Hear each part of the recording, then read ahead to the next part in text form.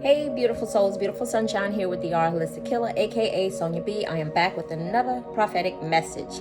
For those of you who are new to my channel, I just want to say welcome. And for those of you who are returning back, I want to say welcome back.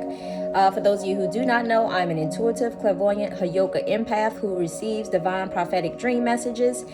And, excuse me. With all that being said, let's get right into the message. And thank you so much if you guys can click that like button. I so greatly appreciate it.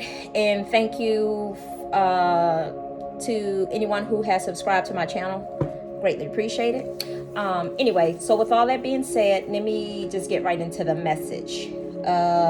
Keep in mind too that these energies could be happening for some of you at this present moment. It could be happening for you a couple of weeks out, or it could be even happening for you guys in the near future as well too. So keep that in mind. It can go probably 6 months out. Just keep it in mind. But anyway, just stay open to the message and just, yeah. Anyway, so with all that being said, this topic for me is a very heartfelt topic. And I'll explain to you guys why in a minute. But anyway, the prophetic message that I received, I'm not going to get into details because I'm going to keep it disclosed for the safety of the person who it is pertaining to. And I'm also going to keep it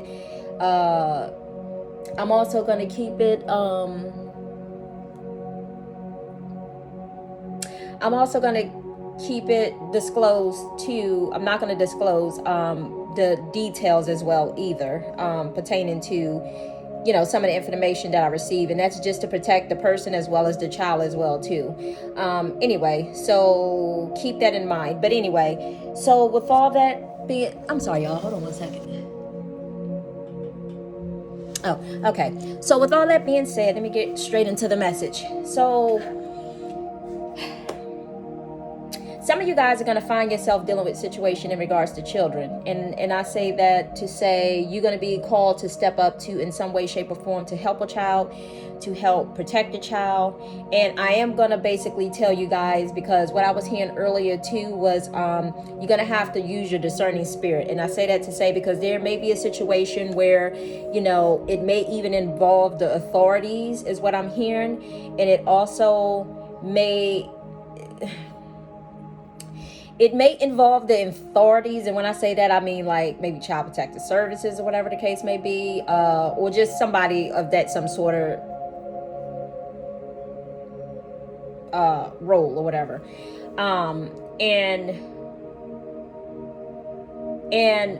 Also, what I'm hearing also too is just something pertaining to, I guess, like a group of women as well too. So I don't know who these women are. Not sure if they part of, you know, social services, whatever. I'm not really sure. But I just know that it's a group of women some way, shape, or form. Somehow.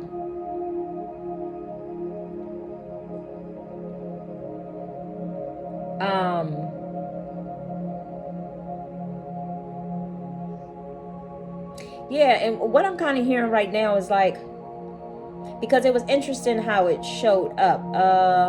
I believe like these women are women who just, it's almost like what I'm getting is like they don't have anything else to do. Like they don't have anything else to do. Like they're up in other people's business rather than worrying about their own businesses. So it's almost kind of like they rally together. They almost like, what I'm hearing is like they're little bullies in a sense. Like little bullies just up in everybody else's business. I'm not sure if these women are single. I kind of get the feeling like they were single, because I say that to say because the scenery came as if there was like a bunch of wedding dresses around and they were walking into like a wedding dress shop. So I will say that much, but I'm kind of getting the feeling now, because I wasn't really sure exactly what the wedding dresses represented, but I'm kind of getting that now. Like these women are women who are single. They absolutely have nothing else to do with their lives. They want to be married. They want to be...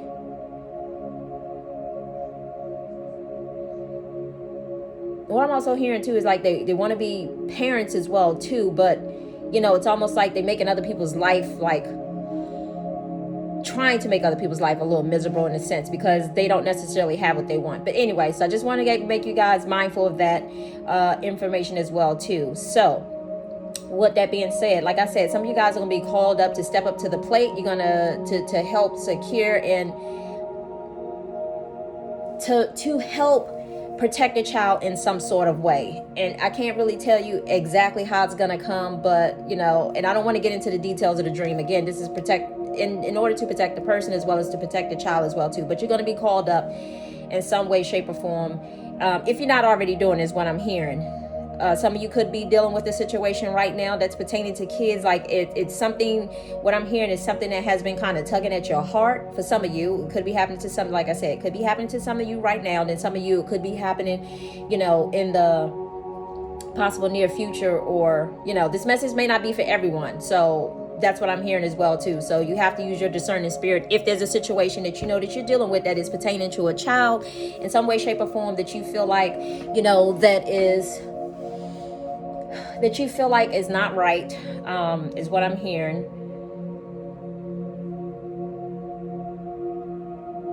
Yeah, okay. So anyway, and what I saw was this child kind of started off like a little young as well too at the time. And then it also kind of shifted into this child kind of turning into like a teenager. So I'm not sure exactly if this battle is going to be happening around about the time that this child is a kid and then going into their teenage state is what I saw, because they kind of transformed. And for me, anytime I see something transforming, it's like shifting from one age to another age. So that battle could be going for as long as them being like a kid. I don't know. I want to say maybe like the age was probably like around about maybe somewhere between like 8 until whenever the teenage state is, because I kind of felt like they were, I don't know, I kind of felt like maybe they was like around 16 years old when they became the teenager part. So it could be between that age. Anyway, take it how it resonates. But anyway, but the funny thing about this was too, I kind of got the feeling like, because somebody showed up in a dream, and the way that this person showed up, because like I told you, there are times, unless I see specific faces, then I don't know what type of person that I'm really dealing with unless spirit tells me. But then when a specific person shows up, I know exactly what type of person that I am dealing with. So I say all that to say that this is going to be a situation of this person also who's, I feel like, is a part of the situation. One or two things were happening, and I saw it in two different scenarios. So this woman, I felt like she was some way in shape or form kind of involved, but I kind of felt like, I don't know why I keep hearing like church keeps kind of coming up too. Like, and the person who showed up in the dream, this is an individual who always kind of goes to church, but it wasn't directly solely at this person, but they were affiliated with church majority of their life. But I say all that to say that somehow I didn't see that person who I'm referring to, who I saw the specific face. I didn't necessarily see them involved, but I felt like in some way, shape, or form that they were somehow affiliated with that group or somehow affiliated with that church is what I'm saying. So I think it's probably going to be a situation that could be a little different could be different for different people. So, but it's somehow in some way, shape, or form, it is going to be related to someone, a group of women. I know one for sure who is like a very church going person, like majority of all their life.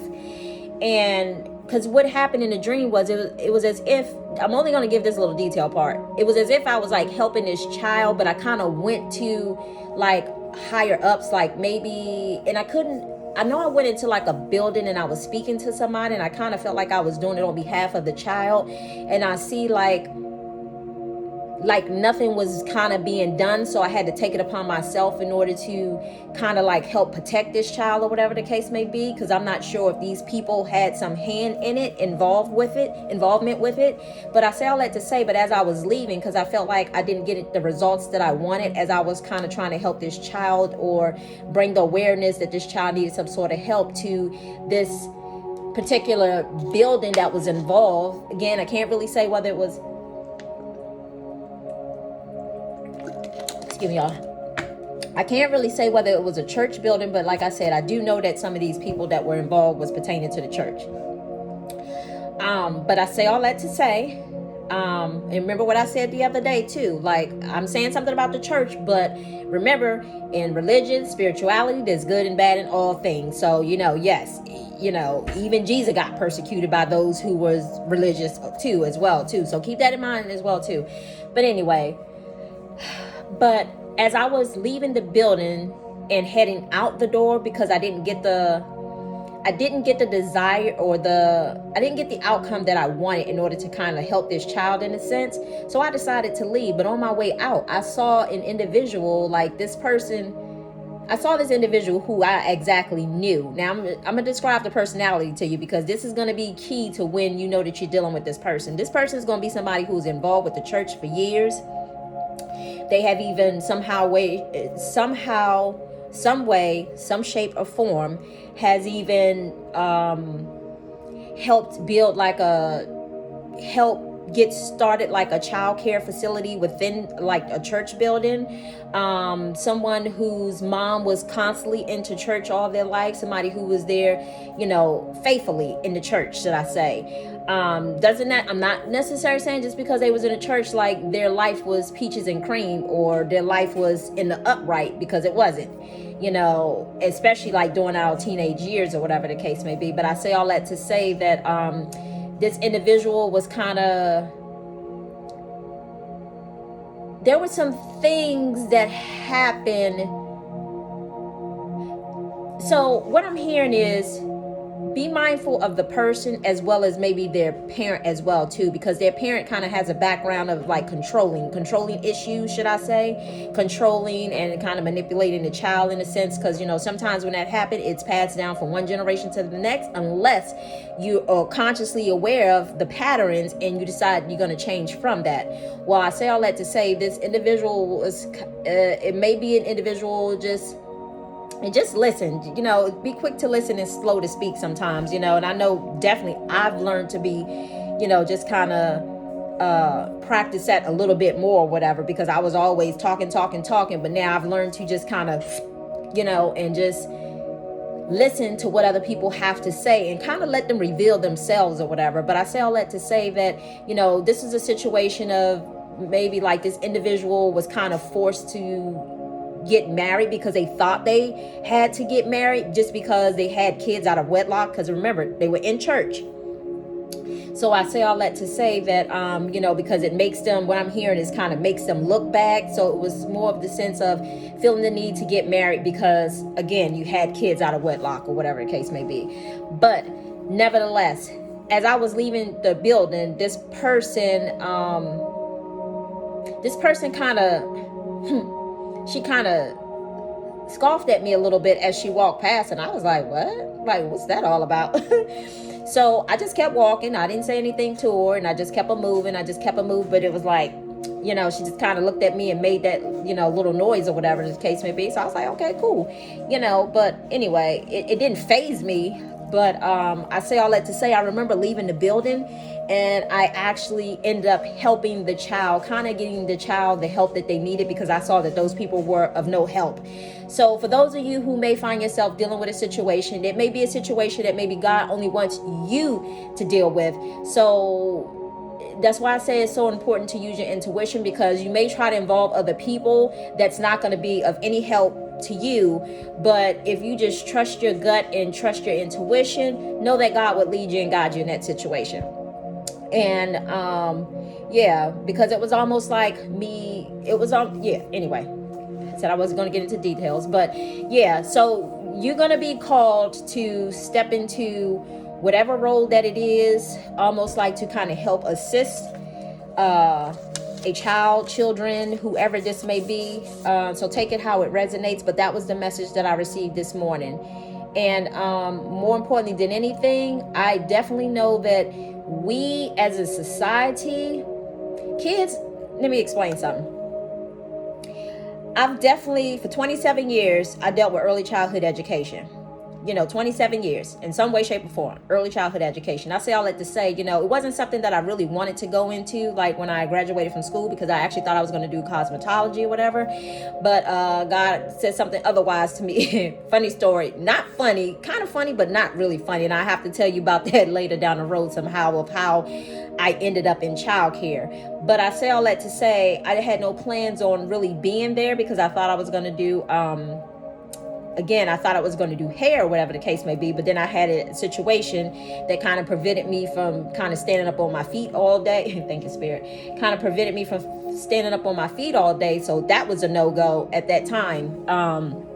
So at the time, my mom decided that, she was out of work at the time, and I was just getting ready to graduate school or whatever the case may be. And I say all that to say that, and let me say kudos to my mom, because, she sacrificed a whole lot. I never went to school in the area that I stayed in. I say all that to say, if my mom, had to travel back and forth like 45 minutes away, an hour away thank you, Spirit.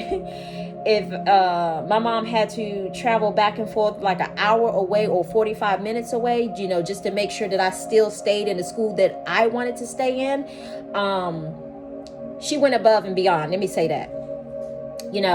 She did. She went above and beyond, and I appreciate her for that, because I know there was one point in time when she actually moved, and I was close to my last year of school, and I was like, I don't want to move, and I don't want to transfer schools. Went to a new school. I was like, oh no, this ain't for me, because you got to realize, like, the school that I came from, it was very diverse or whatever. I went to the school in the city, so I say all that to say it was different people. It just wasn't all, I wasn't used to just, and not saying that I have a problem with, but I personally think that being around other people allow you to discover other things outside of your own environment. So that's why it was important for me to just kind of be around, other people as well too. But anyway, so I say all that to say, I remember her taking me to a school one day just to kind of like, how they just kind of give you a school tour.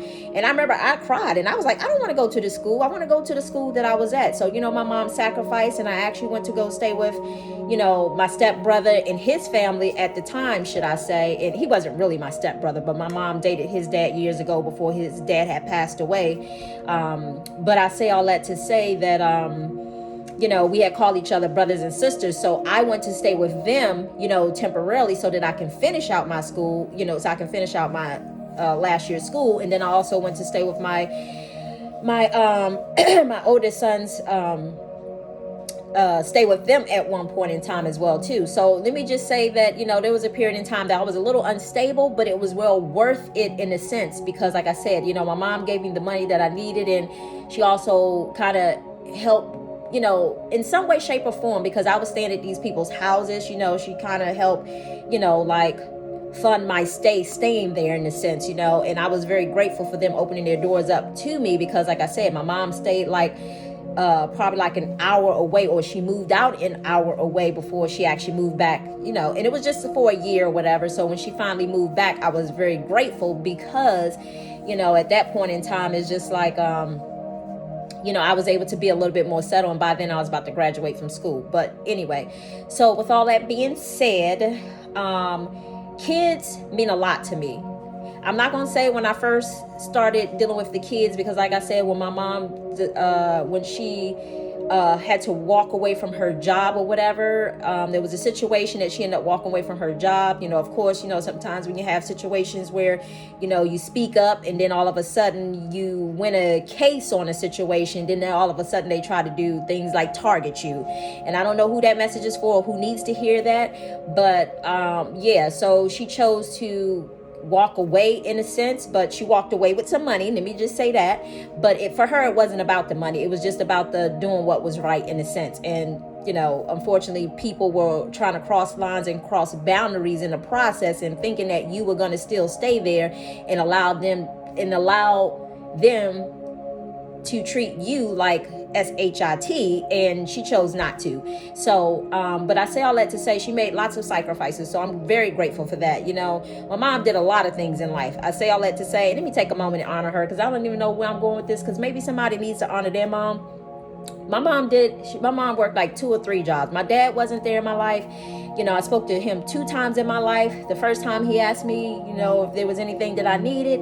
And, I told him some things that I needed. And I never heard from him again until like,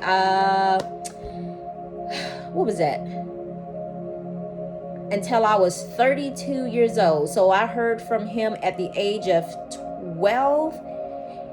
Spoke to him at the age of 12, and then I spoke to him again at the age of 32 when he called me when I was pregnant with my last child.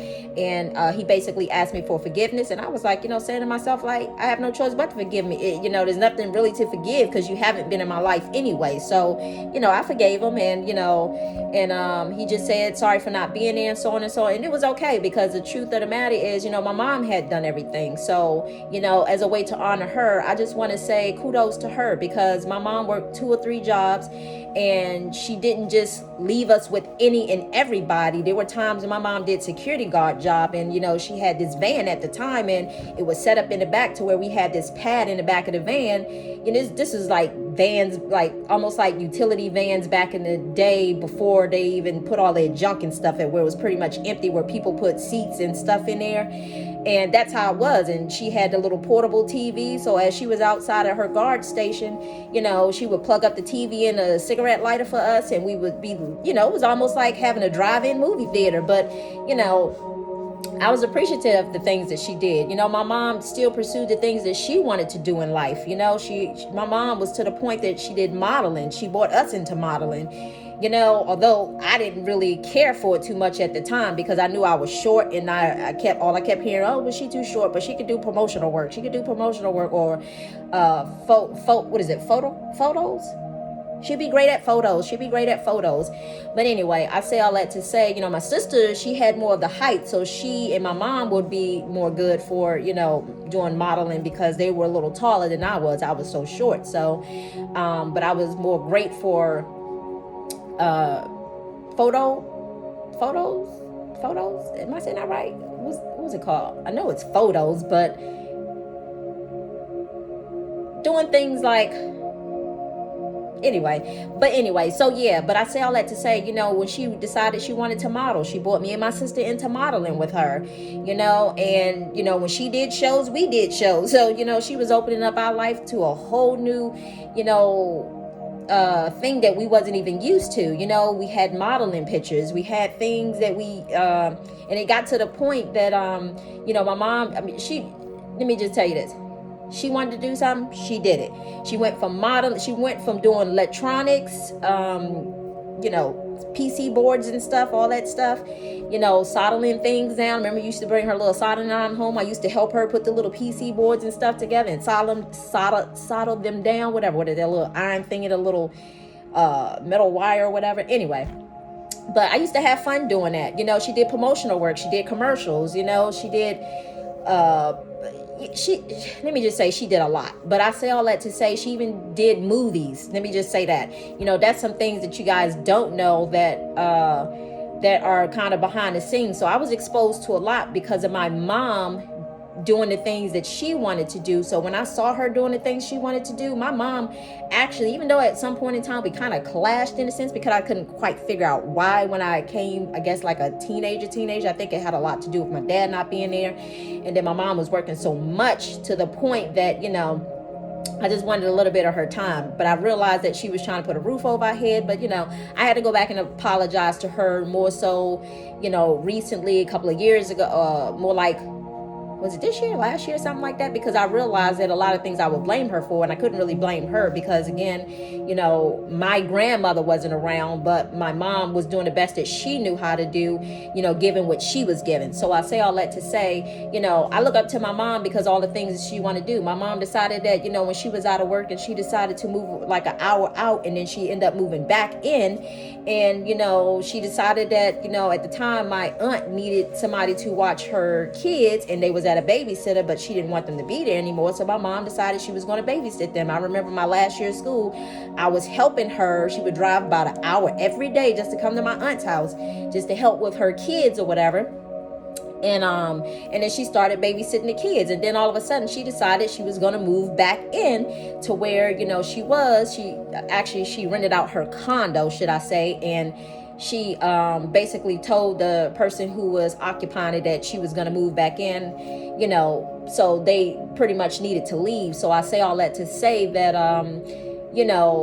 she decided that she wanted to start a daycare center, and she wanted me to be a part of that. And I'm going to just say that when I graduated school, I was like, I'm a kid myself. Hell, I'm trying to help, guide these kids. I absolutely had no idea. But the point I'm trying to get at is, some of you probably feel like right now, like kids, oh my God, like, they get on my nerves or whatever the case may be. But some of you guys are going to have like a change of heart. And I say all that to say that, me seeing this dream, I don't know if this is meant to soften your heart by allowing you to deal with this situation, or if it's just a spiritual debt that you just need to pay off in a sense. But I say all that to say that,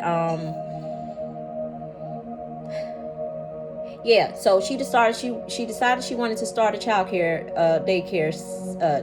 So we did childcare in the home, and then we went from one apartment to doing 2 apartments in one building, and to doing 3 apartments. Luckily the rental office was working with us with this situation. I say all that to say because they got to say that, hey, we got an on-site childcare facility. If you guys want to use it, it makes it very convenient. We had a lot of kids in those 3 apartments. But I say all that to say that, my mom, with her having the ideas of saying, I want to go bigger, and that was fine. I had no problem with that. Well, by then I was already in a different mindset. Why? Because I started going to school. I started not going to school, but I started going to college, and I started to understand the kids a little bit more, and understanding how they work, and just understanding, just understanding the early aspects of the children, and, just things that they may be going through, and so on and so on. So it opened me up to so much more just with learning about kids. And then it's like when I went to school and I started to change my mindset, for looking at kids, I started educating myself. It's almost like I had a whole totally different perspective towards kids. I felt like when parents kind of came and when parents came and dropped their kids off, to us, it's almost like I became their parent, in a sense. And that's just literally how I looked at it. It's funny because my sister used to always tell me, she's like, girl, you like Mother Goose or whatever the case may be. You got all these kids. And it's true. It's like everywhere I went, it's almost like the kids were kind of drawn to me, should I say. And it's just like, the kids, they were not only drawn to me, but it's like they totally respected me, should I say. But I say all that to say, because even the toughest and the hardest of kids who came from areas that was more of maybe a low income, or just maybe whatever section that it might have been, because I've even seen from the ones who have money maybe to the ones who had less money. There was issues dealing with each and every individual from those different levels, should I say. So one was not better than the other one, should I say. Let me just say that, because I looked at them all as being individuals, and I looked at them all as, that was once me. You know what I mean? Because a lot of times, sometimes these parents would just come and drop their kids off, and they'd be like, okay, I'm gone.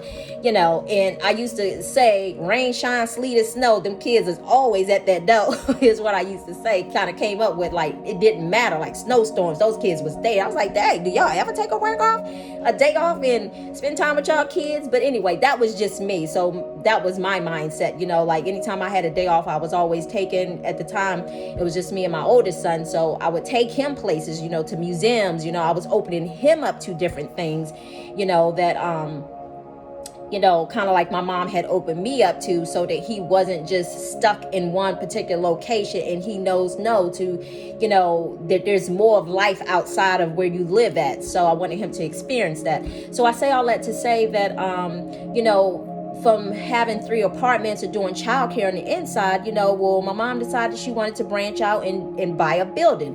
Well, we got a building, and at this point in time, I became part owner with her in regards to the fact of, because it takes 2. So where she was handling the paperwork, I was more so running the floor. And I say all that to say that, my hands stayed busy. Everybody was like, Miss Sonia, Miss Sonia, Miss Sonia, Miss Sonia, Miss Sonia, Miss Sonia, Miss Sonia, Miss Sonia, Miss Sonia. And at some point in time, I was like, oh my God, would they stop calling my name?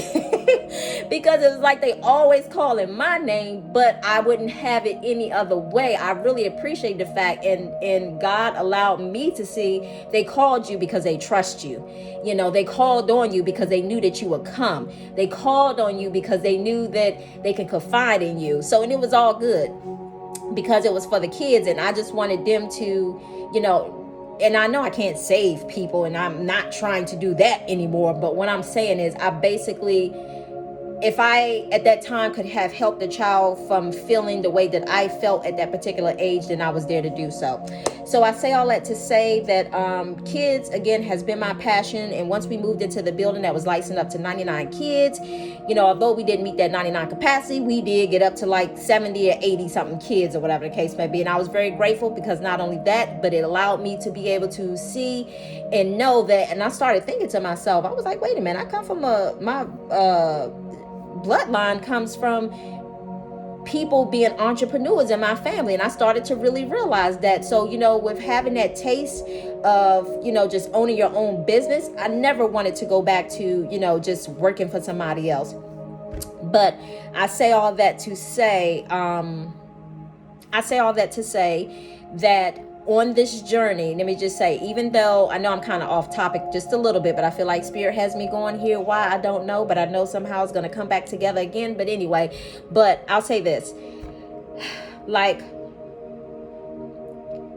2019, from the month of April up until the month of July 26, I want to say 4 months I had worked.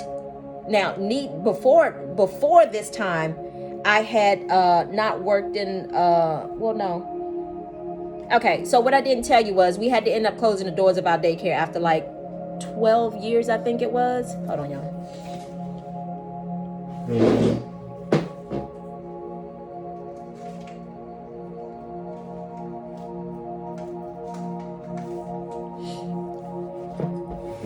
After like 12 years.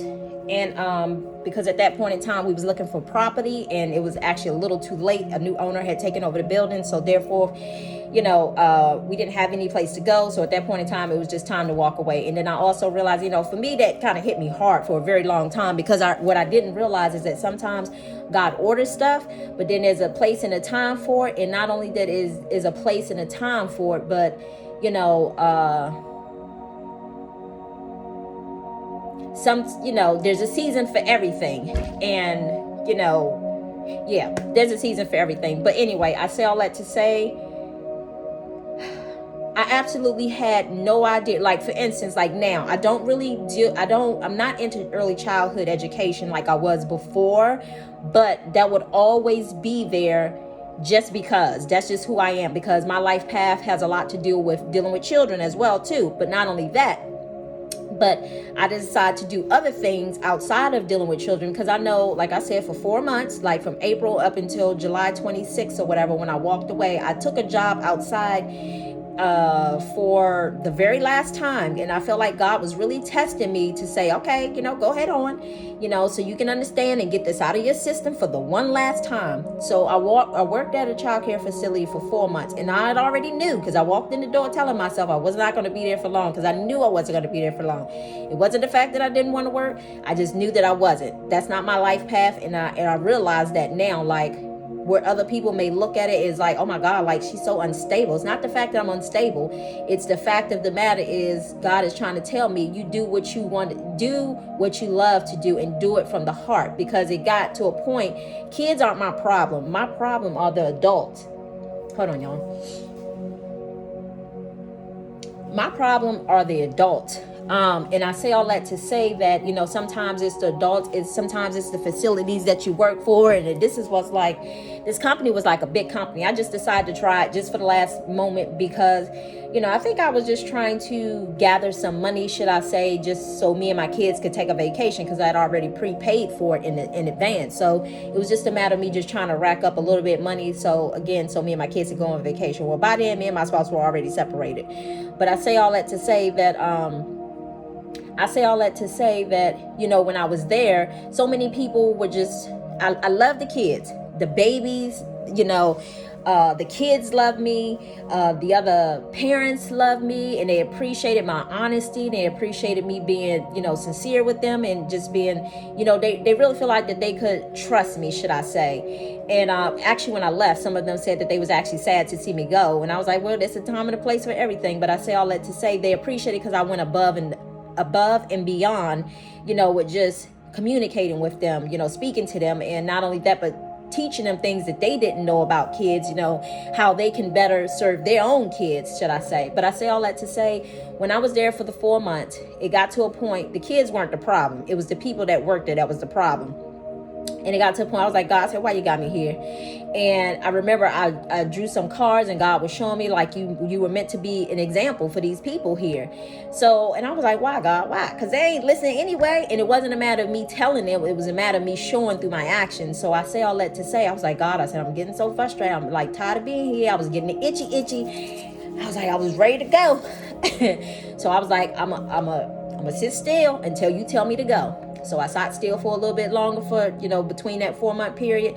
And then it just got to the point, I was like, it was steady building up momentum. And then it got to the point that one particular day, not only that I had to say something to the director, but I had to say something to some of the other staff members. And it wasn't about being rude. It was just about, being honest from what I saw, because sometimes when you're an outsider coming in, you see things that they're doing that some people are so stuck in their ways that they don't even realize the things that they're doing. And, she was trying to be controlling, and she thought she was going to control me, and she just didn't know she ran into the right one, because that was not going to happen. And I think that kind of rubbed her some type of way, because she had everybody else underneath her control and she couldn't have me underneath her control. So I think it kind of bothered her. So she kind of started nitpicking in a sense. So I was like, okay, that's okay. So she kept trying to get me to do more than my share or whatever. And I was like, no, that's not what you hired me on for. I said, I'm only doing this, and that. And I'm not doing anything, above that or more than that, because that's not what you hired me for. So not only was she was meant to learn a lesson, but I was there to learn a lesson too, to speak up for myself. But not only that, but I was also there to correct things that I had saw from the past, because God had actually showed me a past life with these same people of how they were kind of treating me. And I was meant to fix that in this lifetime.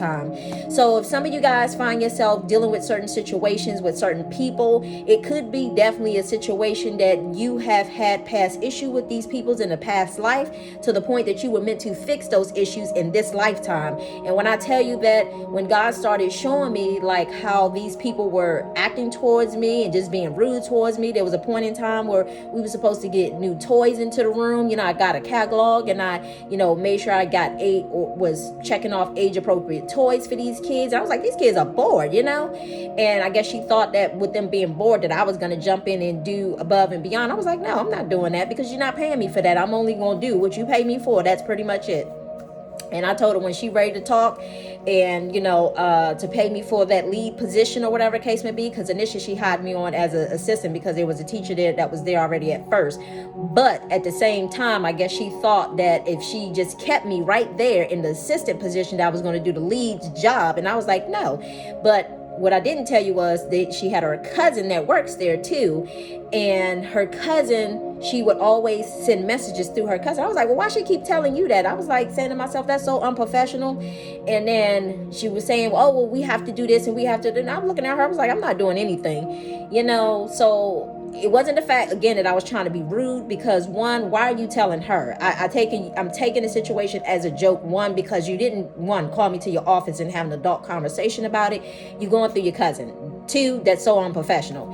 And then three, it was just like she was just trying to challenge me with stuff like saying, oh, you can't take a day off, or oh, you have to sign, you have to fill out a form for a day off. Well, one day she told me that I couldn't take off, and I looked at her like, because now need I remind you, this lady will always leave the facility talking about, oh, I gotta go pay the person who cuts my grass, or oh, I gotta run to the bank, or oh, I gotta do this. And granted, she is a director, but it doesn't matter. But that's personal business. You don't do personal business while you working, through somebody else's company. You handle that when you get home. So she was doing things, and she was trying to restrict us to make us stay there. And I was like,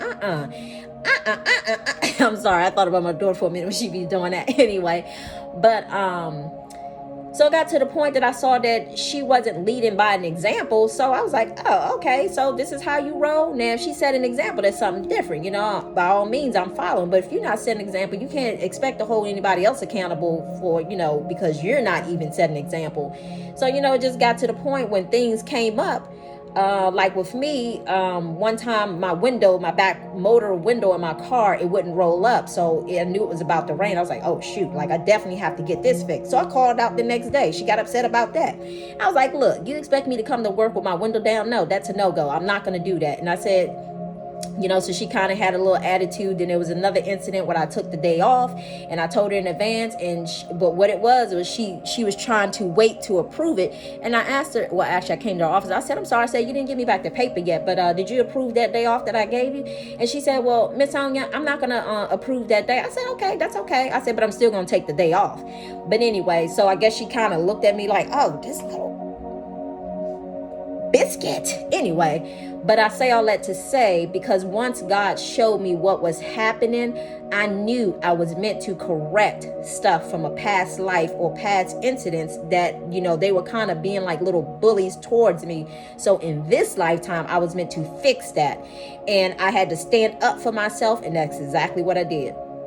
So I say all that to say, it was just started the little nitpicking. So I feel like what I'm hearing Spirit say is some of you guys, for whoever this message is for, if some of you guys are starting to see that whole nitpicking and stuff like that, then obviously that's a sign for you.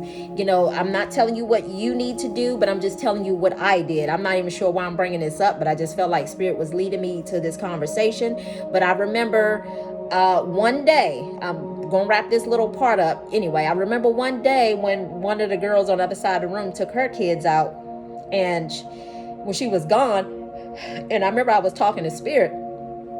I was like, God, I don't know why you got me here, but I said, I promise you, when I leave here, I will never, ever, ever work for another child care center, period. Because after we closed the doors of our daycare center, I have actually worked at other places. And these are big corporation places and even some private places. And I really don't like the way that they run things. And it's not the matter of me being spoiled because I was so used to being comforted, but I just knew that when we were doing things, we set an example. In other words, it wasn't about just making money, because in every facility that I have been to, it's always, they look at those kids as a dollar sign more so than a body or trying to teach them. They use the little tools of, oh yeah, we got the little iPads, or we teach the kids yoga, or we teach this, or we teach that. That has nothing to do with nothing. Look beyond illusions, because they really look at those kids as dollar signs. Unless you get with the right person who really cares, and that's where it's important to use your intuitive side, and so that way you'll know. But anyway, so I say all that to say, I told Spirit, I said, this is the last time I would ever work for daycare center. And see, I was led there because God wanted me to get to the point that I got sick and tired of when I had enough, because he knew that I had already worked for previous centers, like after we closed the doors of our daycare, because there was even times when I owned my own business before we moved here in this house, or whatever the case may be, and I was thriving in the area that I was in. But for some particular reason, when I moved down here, I had some kids, but it's like it was so hard to just, it was very hard to hold on to the kids that I had, unlike what, before I moved here or whatever. And it's just like, I was like, it's something about this area, or whatever, but I say all that to say that, so yeah. But anyway, so I told Spirit, I said, this is my last time I ever work for a child care center, period, point blank, and I will never ever do it again. And I made a promise, and because I said that, it's almost like God was testing me. So July 26th, it got to the point, I know me and my kids took a trip to amusement park, because they was giving military. I remember one of the ladies at the facility, because she knew that my spouse was former military, and she was like, yeah, they're giving away free tickets, for those people who are in the military or reserves or whatever the case may be. I was like, oh, okay. So, I told my spouse about it. He got tickets. So, I took the day off and took the kids or whatever the case may be. And we had a great time. But I say all that to say, the lady of the school, she got upset because I took that day off as well, too. And I told her, I said, well, help me to understand. You always taking care of your family, but the moment that I go take care of my family, it's a problem.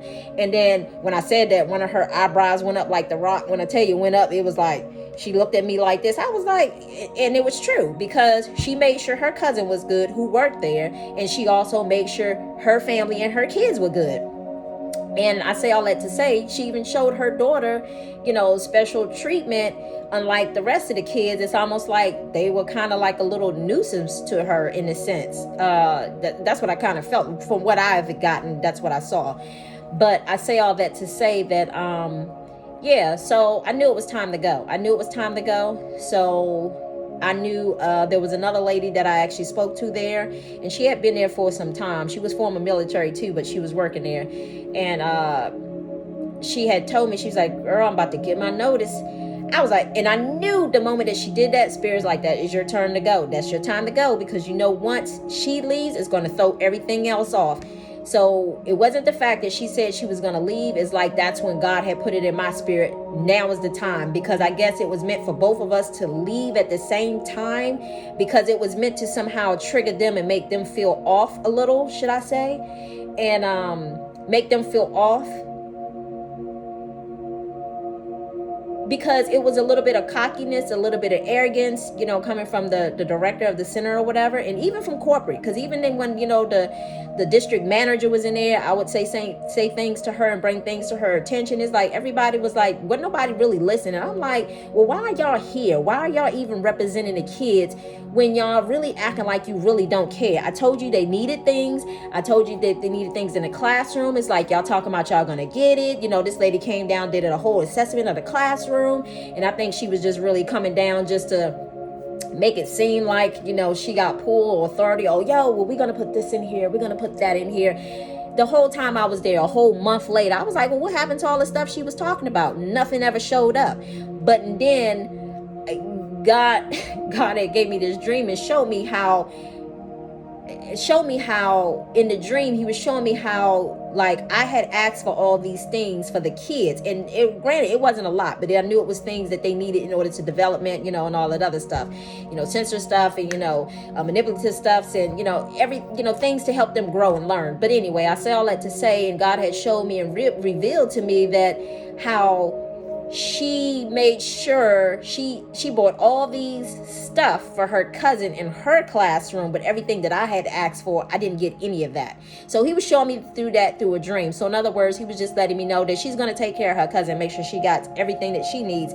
But when it comes to me in my classroom, and again, because I'm standing up for myself, it shouldn't even be about that. It should be about the kids. So at that point in time, I was like, yeah, it's time to go. So when I left, I gave my notice. And when I gave my notice, I think I was supposed to stay until the end of that week. But because they was being a little, after I came back from the little amusement park, they was being a little vindictive, should I say. I came in the classroom and I saw that they had pulled some of my stuff down out of the ceiling. I was like, really? Oh my God. I was like, this is for the kids. You really? That's what we doing?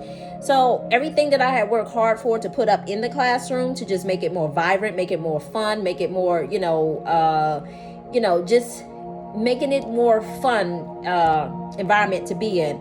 I just politely took everything off the wall, and I was like, you know what, since she didn't appreciate anything that I didn't tell her that, because she knew she was smart. She didn't even show up that day. And so I told the other lady who was just acting on her behalf, because she was out for the day, I said, you know what, I was going to wait till the end of the week, but I'm just going to go ahead and leave now, because I know when I'm not being appreciated, and I feel like I've dealt with this long enough. So I'm just going ahead and make today my last day. So I said, I'm going to need somebody to come into the classroom, and I give you about 15 minutes. And then after that, I got to go. I got to go. So just because the parents that was in the classroom, I politely called those parents, because I didn't want them to come in there and be like, oh my God, what happened to her? What happened to her? Where's she at? And I didn't want them to hear it from, the people of the school. So I basically called them up and said, hey, I just wanted to let you guys know that, because they had already knew I was leaving. I told them that I was just going to go ahead and make today my last day or whatever. So just so that way they heard it straight from me. So with all that being said, when I walked out of there, I clicked my heels. I jumped, you jump up and click your heels together. I clicked my heels together, and I said, that's the last child care center I would ever deal with. And again, it wasn't the kids, it was the staff. So I say all that to say, it's pertaining to kids, but kids will always be a part of my life mission. But I am no longer in the child care centers. I am now in other places. Okay. So with all that being said, I know that was an earful, y'all. And I feel like Spirit wanted me kind of wanted me to kind of go into detail with that a little bit. But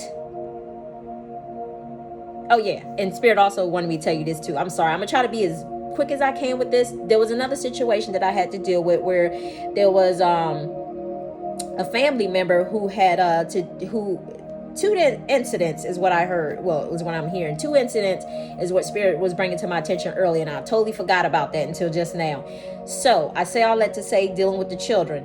So two incidents on two different occasions, and Spirit wants me to tell you guys, for those people who are going to have to step up to the plate and be like these, be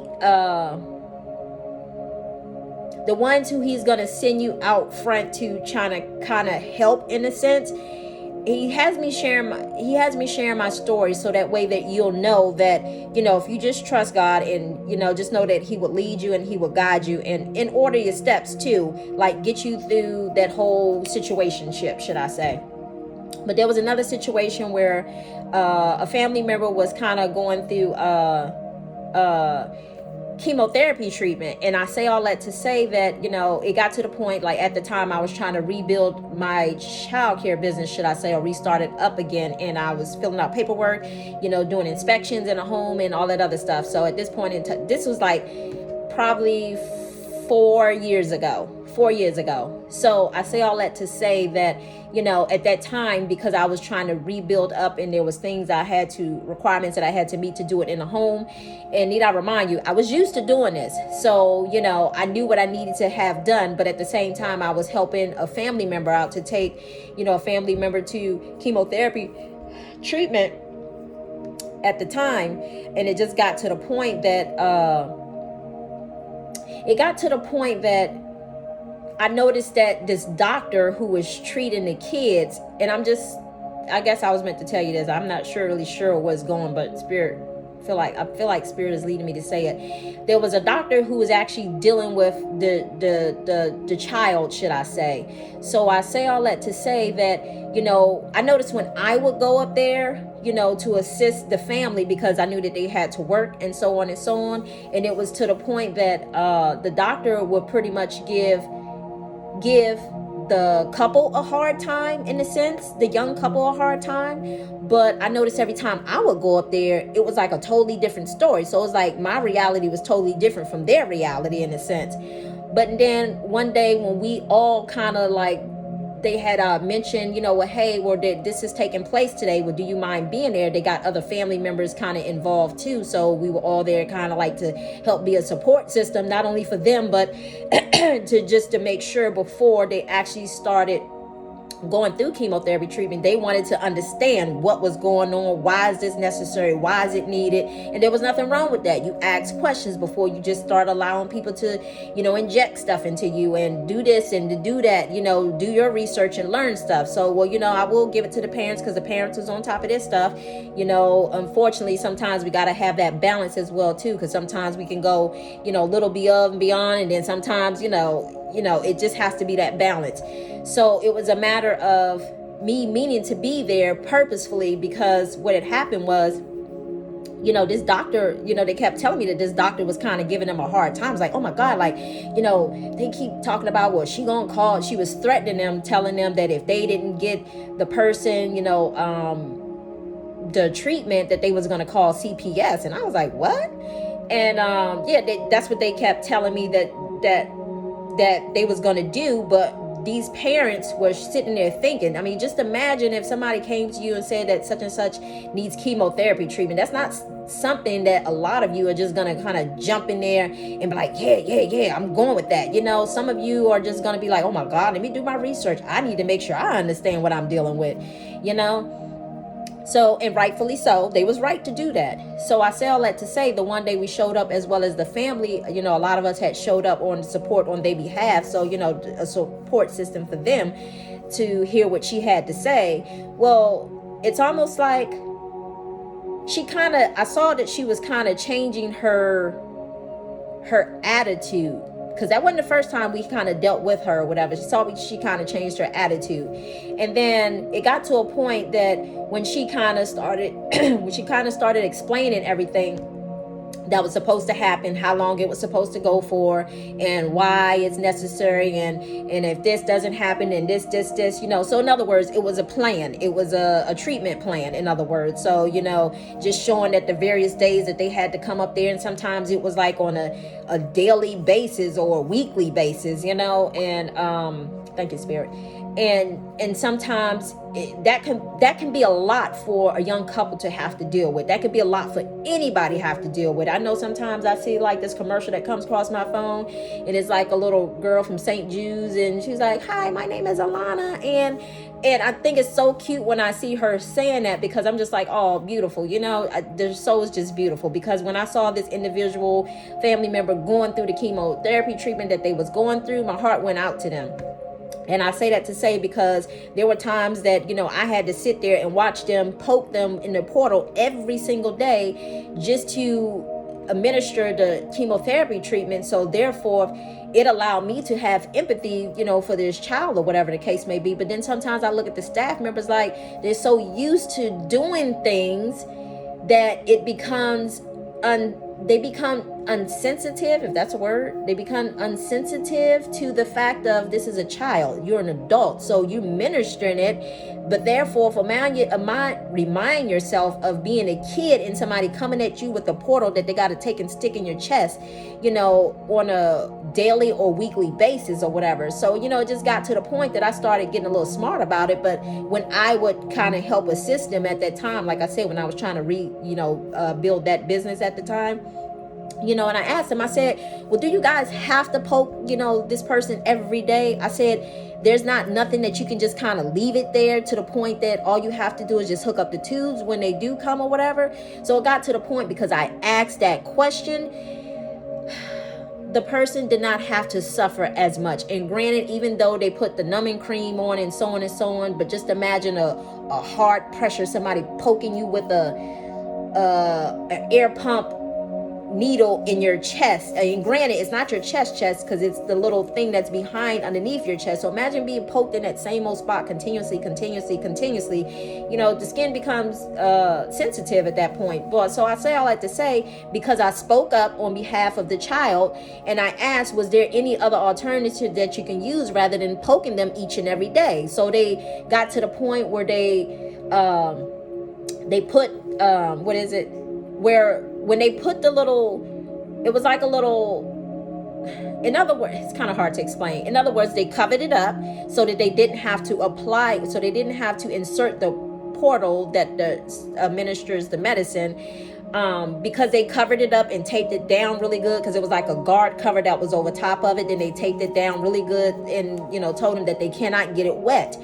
And so we went with that option, and luckily I had asked, because had I not asked, then they would have been constantly keep poking the individual every day, and my heart went out to the individual, so I didn't want to see them suffering in a sense. So in other words, what I'm hearing Spirit is saying is some of you going to have to step up to the plate like that, in other words, because in some way, shape, or form, however it may come for you, some of you guys may find yourself stepping up to the plate in order to kind of help speak on behalf. Because sometimes, as I said, the couple was kind of young. So, imagine being young and this being thrown at you, and it catches you off guard. It's just like, oh my God, what do I do? What do I do? I see my child suffering.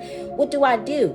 But anyway, so I say all that to say, that was that incident that I had to speak up on behalf of the child. Then it was, another incident to where I actually spoke to the doctor, to go back to that part. I had to speak to the doctor because she was one way when she was with them, but she was totally different when all of us was kind of like in the room. So there was one day I politely asked, I told them, when she was like, you guys got any more questions? I said, yeah, actually I do have one more question, but I'll just wait till everybody leave the room because I don't want to put anybody on the spot or whatever. And I'd already told the individuals, I said, I hope it's okay. And I made sure it was okay with them before I said anything, because I know that this doctor was actually treating, their child or whatever the case may be. So basically I told I told them that I was going to say something. So they was like, okay.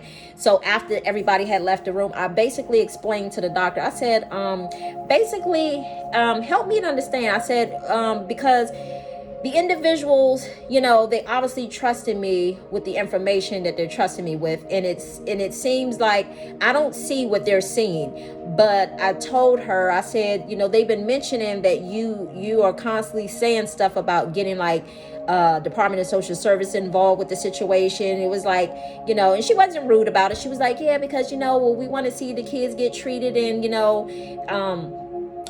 want to see anybody suffering, and so on and so on, and, you know, not get well, and so on and so on. So what I said to her was, I said, I understand your point, and I also understand their point as young couples. And I say all that to say, because she explained from her point of view, she's a doctor, and she's been so programmed to save lives. And let's be honest, we already know that sometimes doctors can't save everybody's life, because some things are just meant to be, it's out of their control, and God has control, the ultimate control. And so for her, it's like no person gets left behind. That's the kind of attitude that she has. So it's a matter of, oh, we got to get this person treatment, and, you know, no will not be an answer. And I told her, I said that you have to understand it. Put yourself in their shoes. I said, they're young. I said, imagine somebody came to you around about the age that they are, and they told you that you had to get your child chemotherapy treatment. That's not going to be something that you're going to run and jump into. That's going to be something you're going to sit back and you're going to research first before you actually jump into it. You don't just get to tell somebody what they have to do. You have to give them time to let it process. And that's what I told her. And she was like, oh, she said, you know what? She said, I thank you so much for bringing that information to me. She said, because I guess she had been doing it for so long that she didn't even realize that she was putting her needs over, you know, the parents' needs, in other words. So in other words, it's almost like she became desensitized towards these parents' feelings, and not being empathetic of understanding where they're coming from. Like I said, I understood her part, but I also understand their part too. And it's a matter, again, it's that balance. So I say all that to say that was meant for me to share for somebody. But anyway, by me just opening my mouth and sharing that with her and speaking what was on my heart, that I knew I was divinely guided to say at that time, that it allowed her to see things from a different perspective. And she actually said thank you when I was done talking to her, because it was almost like she was going like a robot. And think about it, people graduating from medical schools, oh, we got to save these lives. And, you know, when you don't save a life, you know, then it's like you feel like you failed in some sort of way. But it kind of helped bring her back down to reality, to be like, hey, I'm a doctor, but these parents also, their feelings matter as well too. And it's not just about my feelings, you know, but it's also about their feelings and what they're going through as well too. So me sharing that was to shed enlightenment on her of how she had been, in a sense, and again, not in a rude way, because again, she said thank you in the end. But anyway, that was a message for somebody. So I was meant to share that. But I will say this. Oh, God, Spirit. This is the last one, y'all. This is one other story where there was another situation that was pertaining to DCSE with a family member. This is a totally different situation. So something had happened to the point of, you know, there was a hold on, y'all. Let me get my thoughts together.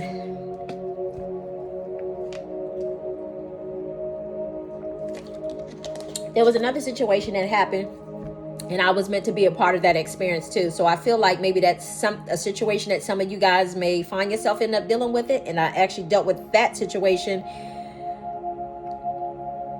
the hospital situation. I dealt with that back in 2017.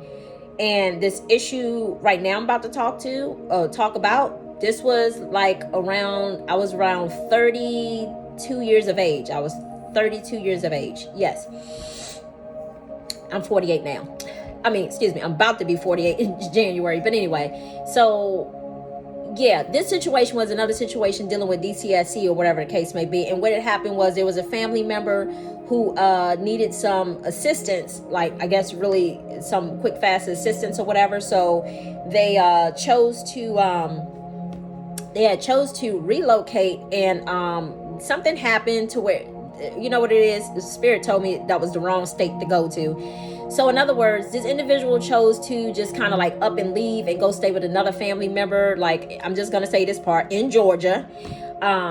In Georgia, And I was supposed to see this too. I was supposed to see this, and I was supposed to learn, because again, my life path had involved with dealing with kids, again, in some sort of way.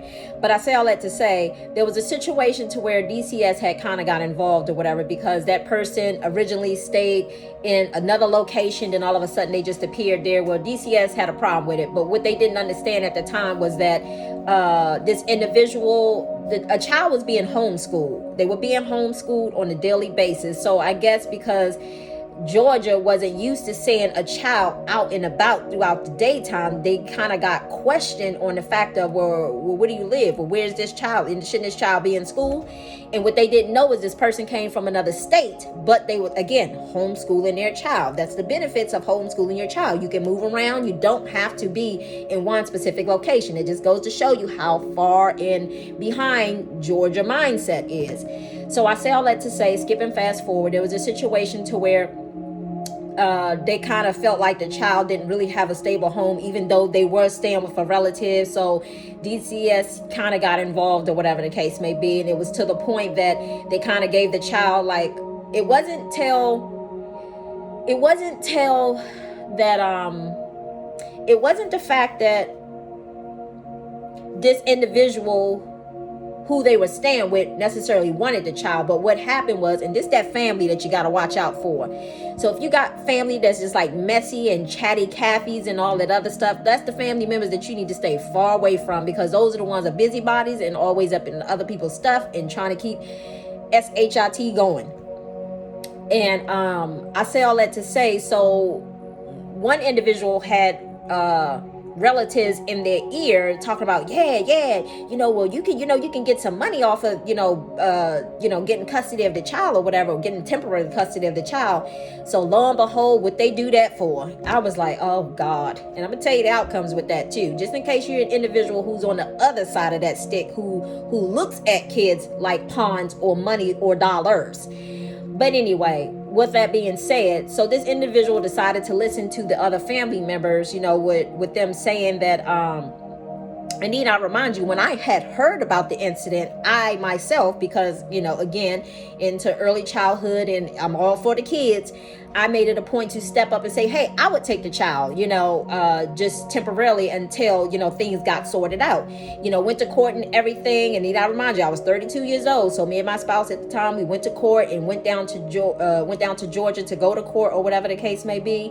And then lo and behold, let me just tell you, Georgia's laws are so outdated, to be honest with you. They need a revamping. They need a re-cleaning. Thank you, Lord. Clean them all out. And even their sheriffs and their deputy departments, their cops, all of them need to be wiped out clean. Yes, I'm the one to say it. I'm from Georgia, and I'll be the one to say it. But I say all that to say that their system, it stinks, because that was the worst feeling that I had ever felt. And I was like, oh my God, whatever happened to being for the kids? I really thought people would like me. I thought that they was about the kids. I was like, what is going on? And I was so pissed off. Because, need I remind you, I had just had my last child at that point. He was like about... Excuse me, y'all. He was like about 4 months old, I believe, because I remember my spouse had him when I had to go up, get sweared in and all that other stuff, when we had went to court or whatever. But the one thing that I noticed when I was down there in their courthouse, so many kids. You would think that this was a situation, you would thought that you would have saw like a mixed situation, like, people down there for traffic tickets, people down there for this. I saw nothing but kids. I saw nothing but social workers talking about kids, and moms seem like they trying to get their children back. Oh my God, I hope God collapse it. I hope he collapse it, and I hope he collapse it all. But anyway, in the back of my mind, I just see it crumbling. Anyway, so with all that being said, I saw so many moms down there look like they was just like in despair, like they was just on this hamster wheel, like they just doing what they have to do, trying to meet whatever orders that the courts done told them to meet. It was just so many people, and it was a lot of us, but it was some, Caucasian people as well too. But it doesn't matter. A mom is a mom. So, for whatever the case may be, and I'm not here to judge because I don't know why they had gotten their kids take away. I just knew that the situation that I was dealing with was uncalled for, and I realized that it was a tactic that Georgia State was, they had a system going. Let me hear, that's what I'm hearing Spirit say. They had a system going. And I realized that because, how can I say it? I realized they had a system going because when I got in the courtroom and had to swear up, my spouse was sitting over off to the side or whatever. And, and he was sitting off to the side, and I had to get sworn in, to come up to the stand because, need I remind you, I was trying to get the child. I was trying to do everything that I needed to do, make sure my home was proof ready for the child, showing them pictures of things like that I got food in the refrigerator, that I'm able to care for this child, that I have the finances to care for this child has a roof over the head, this child has his own bed to sleep in, all that stuff. I showed them everything. I crossed my T's, I dot my I's. It didn't matter. But what I saw was the system that they had, and it stinks. Again, I saw that Georgia was only going to represent somebody who was there in Georgia, which was the individual family member who stayed in Georgia. They was only going to represent him and work on his behalf just because they wanted to keep the system going in Georgia. But I say all that to say, when I got up on the stand and I had to get sworn in and all that other stuff, and then I was asked questions and so on and so on, and even to the point, I think they asked my spouse a couple of questions or whatever. But I say all that to say, this lady who was supposed to have been his social worker, and I kind of communicated with her here and there, I couldn't believe what I was hearing. This heifer lied on me. She lied on me. She literally lied on me. I can't remember exactly what she said at the time, but I was so traumatized when I left there. I was like, I can't believe all this shit is happening. I was like, this is what they do? I was like, I almost felt hopeless even for the parents that I saw in the hallway, because I was like, if I have to go through this and this is not even my child, I can imagine what they're having to go through. But the social worker, she lied. One, she got a little too close to the individual. It became more of a personal type relationship rather than it being more about the child, trying to protect your child. And I realized that as some time went on. So I brought that to the judge's attention, and they probably didn't like the fact that I did, because I said what I said, and how they had became a little too personal, rather than putting the focus on the child. And so she basically lied. What did she say? Oh God, I remember I had wrote this down years ago, and I stuck it in a backpack, a bag that I had when I went to Georgia, and I left it there for years.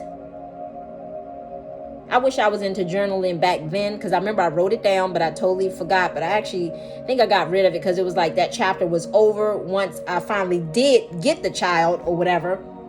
But I remember the social worker, she basically lied and told the court. She lied. I can't remember exactly what she said. Oh God, I wish I could. She lied on me in the courtroom, and I'm looking like, what? Are you serious? I was like, I couldn't believe that. And, they looking at me, and at the time I was so emotional, so I couldn't really, I wasn't in the state of mind that I'm in now, because I'm looking like, like this, in a sense, like, did you really just lie on me or whatever the case may be? But anyway, I say all that to say, fast forward, there was a situation hold on, Spirit, bring it back to me. Thank you.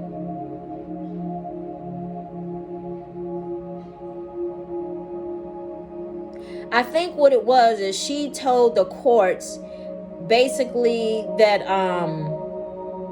she was, because it was the child's birthday, it was close to the child's birthday, and we wanted to spend time with the child just so we knew that the child was okay, and bring the child some gifts to make sure that they was good, being as though that they was going through the situation that they was going through. And need I remind you, the parent was even trying to get them back or whatever at the same time as well too, but they was giving even the parent a hard time.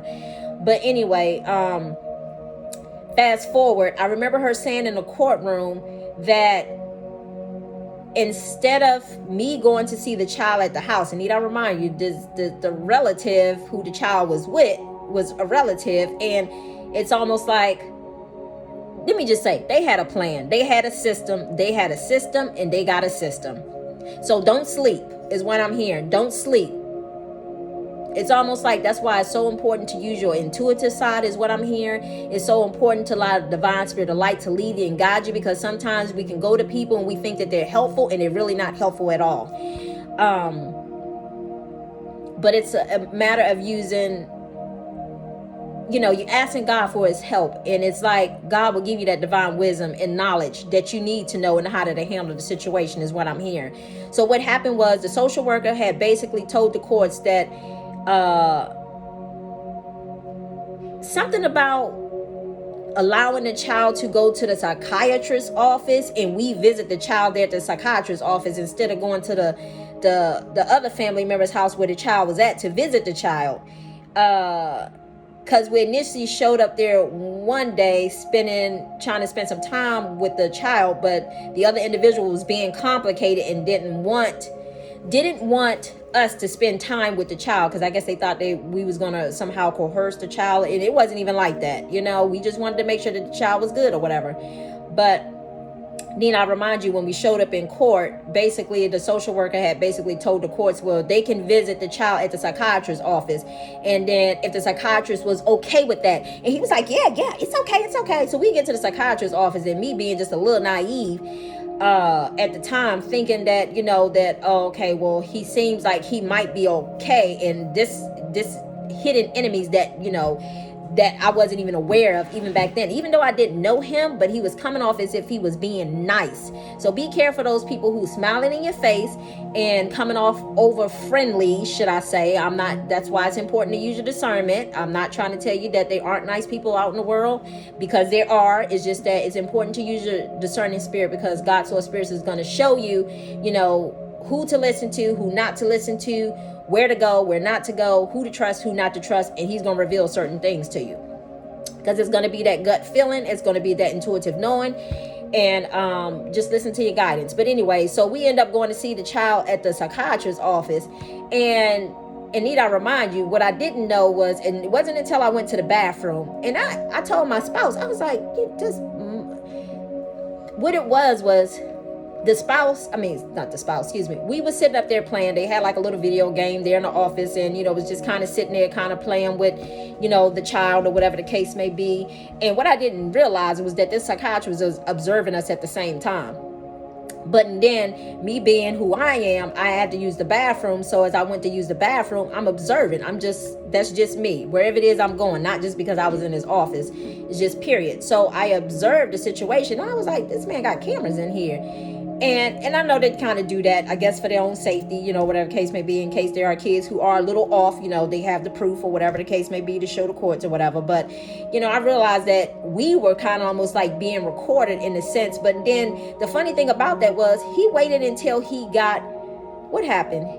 Oh, when I went to go use the bathroom, he was like, yeah, he said, what did he say? He said something of the nature like, well, I can't remember how he started the conversation, but in so many words, he was basically saying that, yeah, he was trying to get me to talk. That's what he was trying to do. And what I realized that he even lied as well, too. When we had to go back to court, he even turned around and lied. I was like, oh my God. And then I was basically saying, check the cameras. Because, me, I realized there was cameras. Check the cameras. That's just how I feel. You want to lie? Check the cameras. But I think this individual knew the cameras weren't going to be checked unless, they were court ordered or whatever. But again, they're all in bed with each other. So that's what I realized. So, but he was basically, he waited till I had went to use the bathroom, and because the way to the bathroom was somewhere near his little office, because he wasn't in the same room as we were in when we was like kind of spending time with the child. But I was like, yeah, I said, I wish I could have, I didn't have to spend time with him here, but he totally turned my words around and, tried to use it against me in the court. I was like, wow. I was like, these people are a trip down here. They are a trip. But all I'm going to say is karma know where you live at. Thank you, Spirit. Anyway, so all you see that, but karma knows where they live at. So you know, I don't wish nobody ill will, but I do tell people to do right by people, because you never know how it may come back on you. But anyway, I say all that to say, long story short, at some point in time, somehow the situation came about to, I'm not going to get into details about how the child got here, but the child ended up in my custody, to the point that, you know, I had to cross T's and dot I's when they did get here. So that way, yeah, because I'm just going to say that it wasn't necessarily you may be having to find yourself in a situation that is not necessarily legit of how things are being done, and nor am I telling anybody to do anything wrong, but I am just basically saying that, you know, just trust your knowing. That's all I'm gonna say. Just trust your knowing. But anyway, it was a long process, because as I said before, in that dream I saw that this child was younger and it transitioned over to a teenage phase. So this could be a situation that it may last for a minute, where it's like you may find yourself in an upheave battle dealing with situations. But I just saw that someone is gonna make it a point to, you know, just try to step up to the plate to make sure the kids are good. So I was meant to share those stories with you guys, because that was a time in my life where I was meant to step up to the plate, and I think that's why God's Holy Spirit had me sharing that with you guys, because I know it was a long story, but anyway. But I think